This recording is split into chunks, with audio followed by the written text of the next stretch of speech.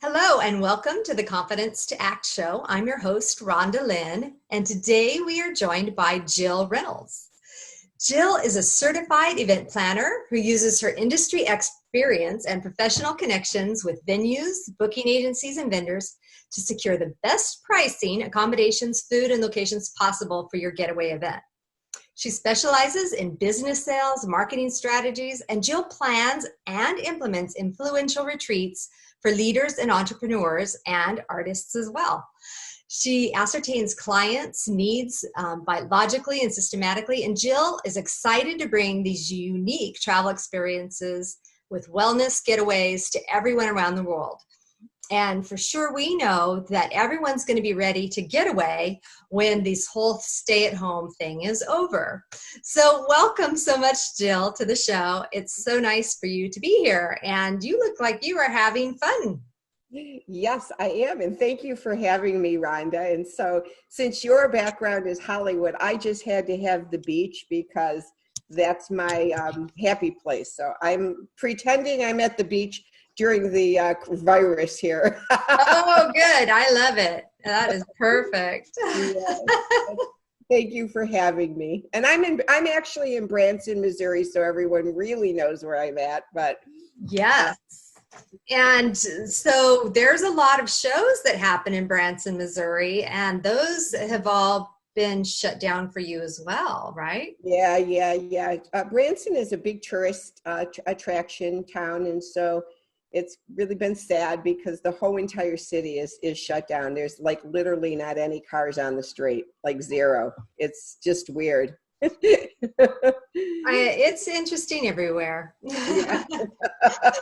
Well, let's talk about you a little bit because you have your background, and right now you are an event planner, and you plan a lot of great events, and our listeners will find out a little bit more about the how this fits in with them with the drama therapy retreats that happen. But first, when you and I met and we're talking, you have a background in radio promotion and working with radio stations. And so I'd like you to talk a little bit about your background in that and then how that has led you to your mission today, helping others. Yeah, well, thank you so much for asking. So, yeah, my story is a little bit unique. I'm from the Chicagoland area, and I'm actually 66 years old now, believe it or not. So you don't have to tell your age on our show if you don't want to. Oh, but I like to, because you know why? I always think that the more you age, the better it is, because you have so much maturity, and so I don't mind it at all. I feel more like I'm a 30-year-old. But when I turned 18, and that's why I said I'm 66, when I turned 18 and left home, I was a rebel and ended up moving to Old Town, and my roommate was a Playboy bunny. And so we ended up going to Hugh Hefner's mansion quite a bit. And I got a job. When you say Old Town, you meant San Diego, right? No, actually in Chicago. Oh, in Chicago, Old Town. Oh, okay. There's an Old Town in Chicago. And that was in the 70s, and that's when Hugh had his mansion in the Chicagoland area as well. And I worked as a Holiday Inn Central reservationist on Michigan Avenue, so that's how I first got into hospitality, and I would book reservations all over the world. Well, while she worked as a bunny, we had, carte blanche access to his mansion, and we got backstage at all the rock and roll concerts in the 70s. And so I ended up meeting all of the concert promoters and the record and radio promotional people. And so I ended up then actually moving to Portland, Oregon for a year, and I worked at concert halls there, and of course, again, got involved in the music industry, and then ended up in San Diego. Okay. And in San Diego, one of my friends, Bill, he was the program director at the time at KPRI Radio in San Diego, and he had asked if I would be willing to let his new disc jockey be my roommate. And so she became my roommate, and we got along great. And I then was asked to be the promotion assistant at the radio station. So I ended up in radio promotions at KPRI, and while there, really got heavily into the music industry. And as a result of that, it led me into a lot of drug and alcohol addiction. So got crazy and partied with all of that. And to get clean and sober back in 1981, I decided to move back to Chicago to try to get my life in order. Mm-hmm. And as I did, then I ended up actually selling radio advertising. And then I ended up in the shipping industry for 15 years, then technology and selling copiers and document management. And I hated technology. I just did not like it. And I had a passion for hospitality. Right. And so I ended up, and through this hope arena, I ended up developing with getting off the drugs and alcohol. And while I was in it, I also had an eating disorder that was not I was not yet aware of. I was in denial. And so I ended up going back to school and getting my certification in meeting and event planning. And I got hired at a hospitality management company where my whole role was I was supposed to get hotels that were in receivership out of receivership by increasing their sales. And so I ended up becoming a director of sales at hotel properties and general manager at a Comfort Inn. Mm-hmm. And what it led me to then, so I'm in the hospitality industry, and about 2011, Rhonda, I was at O'Hare Airport and got in a major car accident where a car hit me while I was standing outside. Oh my goodness. Yeah, and ended up having to have 2 new knees and a new hip.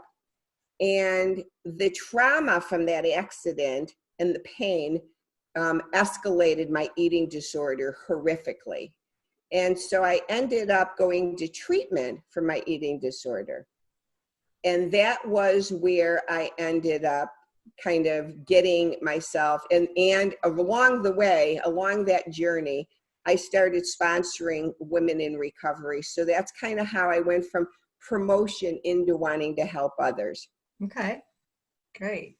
That's a good story. And then you've been doing that. And so part of the retreats that you put together, and you're very good at putting those together and making sure all the fine details are there and that everyone's taken care of, there is something called drama therapy, right? And maybe you can tell us a little bit more about those and how actors could benefit from them, but also how they would contribute to those. Yeah.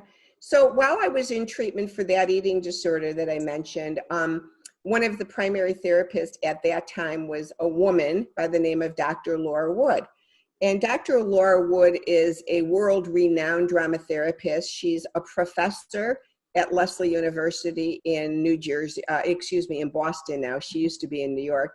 And she's phenomenal. So twice a week, she would do these groups called drama therapy.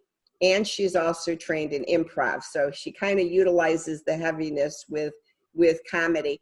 And what drama therapy is it's like where you're able to, how do I explain it the easy? I'm going to read from here because you know what, it's easier if I say it this way and then people will understand it. So drama therapy advances a participant's insight and helps to facilitate healthier and more connecting relationship. It uses role, story, metaphor, and the body to help tell their unique narratives, solve problems, and make new choices in life. It allows attendees to go as deeply as they want in their healing process or as slowly as they need to feel safe enough to look at challenging areas in their life. So I wanted to read that just to make sure I gave it the really essence of what it is. There is an association called the North American Association of Drama Therapists, so people can even go on that link and read more. But it's fascinating, and Rhonda, it changed the whole trajectory of my life and my healing, because I believe that talk therapy is phenomenal, cognitive therapy is phenomenal, but it only takes you so far. And acting out your emotions and being the director of your own life in your journey with the unburdening of your pain takes you to a level that is so profound. And the easiest way for me that makes sense to an audience to really see drama therapy and what's called internal family systems works is if any of you have seen the Disney animated film, Inside Out. That gives you a real depiction of what parts are inside of us. Yeah, that makes sense. And, in acting, there's a lot of times a director may even tell an actor to do something. Like, for example, I know we've done these exercises at different classes I've had where it's like, okay, now pretend that you have a problem with one of your legs, hunch yourself over like an old person and start or walk like an old person, because that to get you into what that feels like being an older person. Or dragging a foot, or just, and even, to feel a certain emotion, you get into the physicality of that, because physicality affects the emotion. And so it makes perfect sense that acting and role playing out an emotion could actually maybe even help you unwind that, or someone to help heal from that. So it's really fascinating. I know we've talked about a real good one that I'll just share one with you.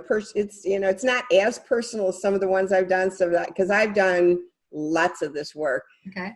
But one that was fascinating to me was I started doing these retreats with Dr. Laura Wood in treatment in 2015. But when I hired her and started Braveheart workshops was in 2016, where she had come to she was leading at one of the alumni events. And I asked her if she'd be willing to fly to Chicago and start doing these intensives with me. And I love Brene Brown in her TED Talk. So her, Brene Brown's theme is be brave, be strong, be courageous, be authentic. So thus I named my company Braveheart Workshops. And so Laura flew in and we started to do these events. And I purposefully do these to help others, but I also do them because I want to continue growing in my life and healing. So when I first started going, I would think about what I wanted to work on at the retreat. So before the retreat happened, I'd be sitting there for days thinking, what is it that I need to unburden while I'm at the retreat? Well, about the fourth or fifth one, because we've done 7 now, I started going, you know what? Why don't I show up with no intention? And that's my newest thing that I discovered around 2 years ago, showing up sometimes in life with no intention, because I think we live in such a world where we're so caught up in every intention we do that sometimes we just miss out in life. And so this one retreat, I'm the only one at the retreat that usually has a cell phone, because I'm the event planner and I have to be the timekeeper, and everyone else says, I'm going to unplug for the weekend. So when I went up to do my work, I had no intention what I wanted to work on. And so I got into the center of the room and sat down, and I walked up. It was hysterical. I walked up with my cell phone in my hand. I was looking for my cell phone for an example, into the center of the room, and I had my cell phone with me. And I'm just like staring at it, and I don't know what I'm supposed to work on. And all of a sudden I'm staring at it, and I said, what I think I need to work on is the busyness in my life and how I use social media and my cell phone and technology so I don't have to connect with anyone, because I don't really want to see anyone. And so it was really strange. And so all of these things started coming out on how busyness kept me so disconnected from my husband and friends and everything and myself. And so we started to direct this drama therapy around it, where I literally had people encircling me, and I couldn't see them. It was profound. And when the whole drama therapy session ended, which took about an hour of unburdening how I utilize disconnection, Rhonda, it was amazing. I looked around the room, and I had been at the retreat now for a day and a half, and there are usually 12 people. And I could never see anybody's eyes before I did this. Wow. I would be in a room and I would talk to someone, but I would see around them. I could never see them. And it's amazing how when you unburden stuff that you're stuck in, you have a whole new perspective of who they are and who you are. Sure. Okay. That's very interesting. So that totally changed you, huh? Cool. Now, you also have a Facebook page for people with eating disorders. And I know that in this industry, there's a lot of women, especially young women, that can find themselves having eating disorders just because of the nature of the industry is very body conscious, and it sends us a lot of images of what we should and shouldn't be, and guilting and things. So, can you talk a little bit about that, and maybe how, they can work on being more confident on the way that they look and their body image? Yeah. Well, number one, I think eating disorders are never about food. First off, people think they are, but they're never about food. And eating disorders are all about the distressed emotions that the body holds.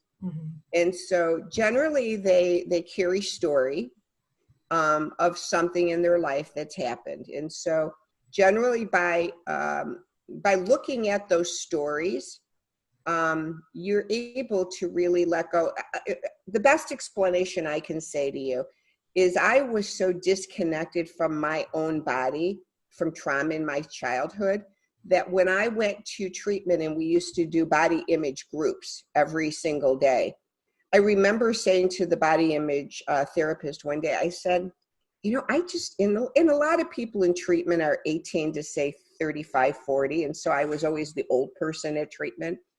And so a lot of the young girls, especially, and guys, believe it or not, lots of men, had so much distress around their body image, body dysmorphia. And I remember being in the group and I could not relate to some of their stories and stuff. I was in denial. And I asked my treatment lady, I says, I don't think I'm struggling with body image. And she goes, oh, Jill, you're struggling so bad, you don't even know you're in a body. Oh, wow.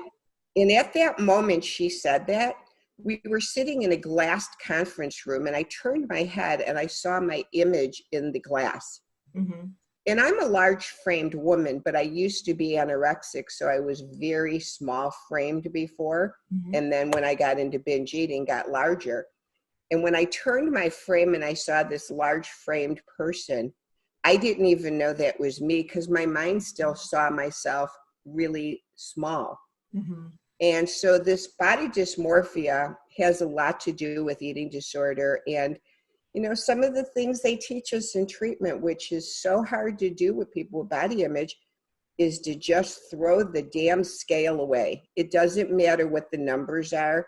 And there's an organization out there right now called Health at Every Size. And it's a program, it's a social justice program that helps people to get in touch with that you can still be healthy at every size. If you're a larger frame person, and even certain sizes, doesn't represent your health.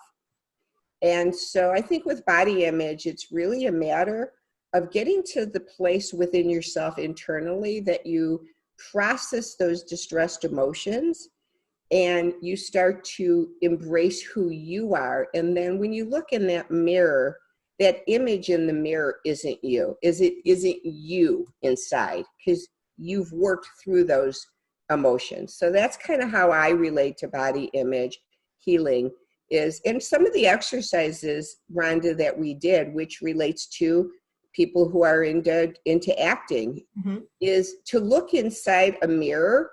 This is a good exercise. You can do it with a good friend, or look in the mirror and start to name parts of your bodies and embrace it. And a good one is to look in the mirror and say, I love my eyes because they give me permission to see. I love my nose because it helps me to smell, different textures, things, flowers and food. And I love my mouth, and you name parts of your body so that you can reconnect with it in a healthy framework. And then you really love your body instead of hating it. Right. I love my thighs. I love my hips. I love my legs. Right. Exactly. Because my arms. People, because when you say that, a lot of people go, oh, I just don't like my legs. They're too big or too heavy. And I'm like, but look at some veterans who lost their legs in combat. Why would you not love your legs? They let you do things. You can get across the room. instead of looking at it in the physicality of it, of it's not attractive, look at it for what they do. I love my abdomen. It holds in my vital organs. That helps me to live. So even if you have a larger size tummy and it's not like this perfect flat tummy, embrace it for what it does. Embrace the part of it, what it does for you. That's great. Now you have a free bonus too that you'd like to tell our audience about, right? And that's kind of tied to some of these fabulous retreats.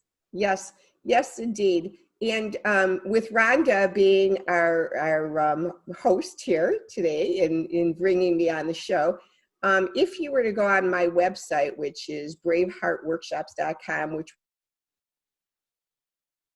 we'll post, and there's a promo code on the registration page. If you just type in Rhonda Lynn's name so that we know that you heard about our retreats from her show, we'll give you $100 off of any of the retreats right now that we have on the books.